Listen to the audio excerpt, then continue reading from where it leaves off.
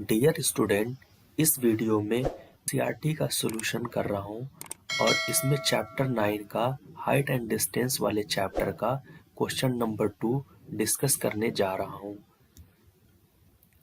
Okay, सो सबसे पहले हम इस क्वेश्चन को पढ़ेंगे, इसकी बेसिस पे डायग्राम को ड्रॉ करेंगे और ट्रिग्नोमेट्रिक रेशियोज का यूज़ करके इस क्वेश्चन को सॉल्व करेंगे। तो आइए सबसे पहले क्वेश्चन को पढ़ते हैं और इससे हम डायग्राम को ड्रॉ करते हैं। A tree breaks due to storm and broken part bends so that the top of the tree touches the ground, making an angle 30 degree with it. The distance between the foot of the tree to the point where the top touches the ground is 8 meter. Find the height of the tree. तो tree का height, तो सबसे पहले प्यारे बच्चों सबसे पहले एक डायग्राम को ड्रॉ करते हैं और रफ फॉर्म में एक देखते हैं कि कुछ ट्री हमारी ऐसी रही होगी। तो ये ट्री किस पे खड़ी होगी? ये जमीन पे खड़ी होगी। ओके, अब इधर से कोई आंधी तूफान आएगा तो इस ट्री को बेंड कर देता है। आने के बाद इधर से ट्री को बेंड कर देता है। तो ट्री का जो ये टॉप वाला पोर्शन है वो यहाँ पे आकर के ज़मीन को टच कर जाता है। ओके बेटा, और ये एंगल बनाता है 30 डिग्री का। तो और इस जहाँ पे ये ज़मीन को टच करता है ट्री का टॉप और इसका जो जड़ है जहाँ पे, इनके बीच का जो डिस्टेंस है वो 8 मीटर आपके क्वेश्चन में गिवन है, जो 8 मीटर है ना। अब सबसे पहले हम निकालेंगे ट्री का ये बेंडिंग वाला हाइट, जो यहाँ से बचा हुआ पार्ट है। यहाँ से तो ये बेंड हो गया, इसके नीचे वाला पार्ट तो खड़ा है, तो सबसे पहले हम इसकी हाइट को निकाल लेते हैं। तो ये बताइए कि हमारे पास ये क्या है, ये एंगल है, तो इसके सामने वाली जो लेंथ होती है, जो सामने वाली साइड होती है, वही तो हाइट कहलाती है, या जिसको हम परपेंडिकुलर कहते हैं, और नीचे वाले को बेस कहते हैं। तो इसके लिए कौन सा रेशियो हम यूज़ कर सकते हैं?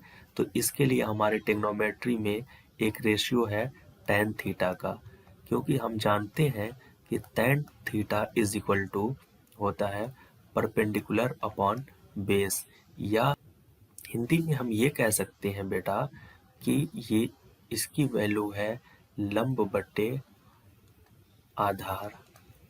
ओके, लंब बटे आधार, राइट।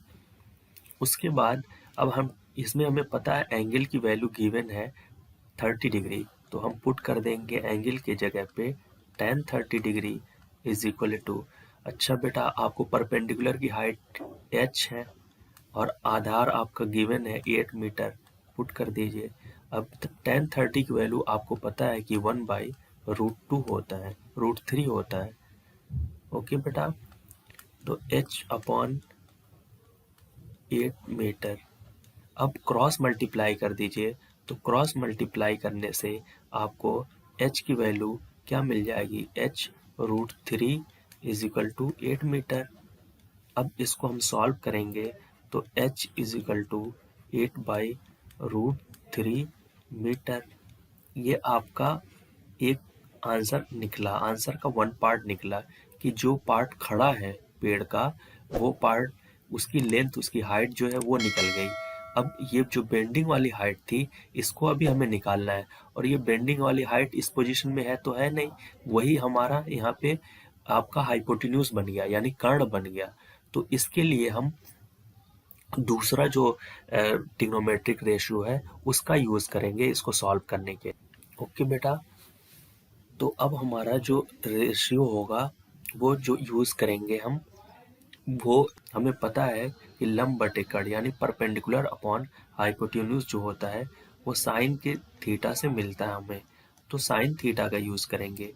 और सेम एंगल ये 30 डिग्री का ही यूज इसमें भी होगा, क्योंकि एंगल हमारा चेंज नहीं हुआ है।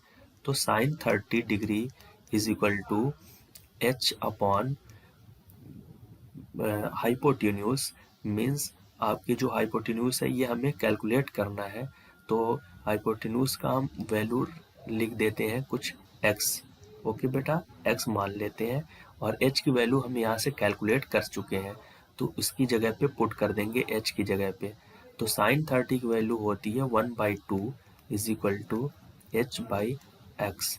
तो यहाँ से हमें कैलकुलेट करना है x की वैल्यू, तो क्रॉस मल्टीप्लाई कर दीजिए, तो x will B h/2h। Okay, इतना तो होगा, आपको पता हो गया। तो x की वैल्यू 2h के इक्वल है, और यहाँ पे जो वैल्यू है बेटा ये h है। h की वैल्यू यहाँ से हम पुट करेंगे, तो यहाँ से पुट करेंगे तो x will be 2 times of 8/√3।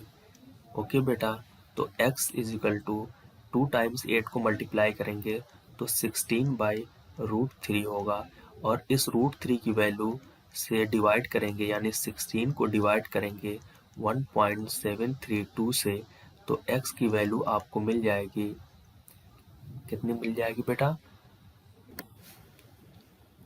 तो बेटा यहाँ पे x की वैल्यू मिल जाएगी 9 यहाँ पे x की वैल्यू आपको मिलेगी 9.237 ओके मीटर। तो ये x क्या है बेटा? जो आपका ट्री का टूटा हुआ पार्ट था, जो बेंड हुआ पार्ट था, वही पार्ट है ये x हमारा। ओके बेटा, तो अब इस वैल्यू को, यानी हमारा जो ट्री का पार्ट था वो तो कुछ टूटा हुआ पार्ट था, बेंड वाला पार्ट, और जो एक पार्ट खड़ा था, तो जो h की वैल्यू थी 8/√3, इसकी वैल्यू जो हमने कैलकुलेट किया तो इसकी वैल्यू आपको आ रही है 4.618 मीटर। ओके बेटा, और ये 9.237 मीटर। अब इन दोनों वैल्यूज को हम ऐड कर देंगे। ये वाला ऊपर वाला पोर्शन था, ये वाला नीचे वाला पोर्शन था 4.618 मीटर, और ये ऊपर वाला जो बेंडिंग वाला पार्ट था वो 9.237 था।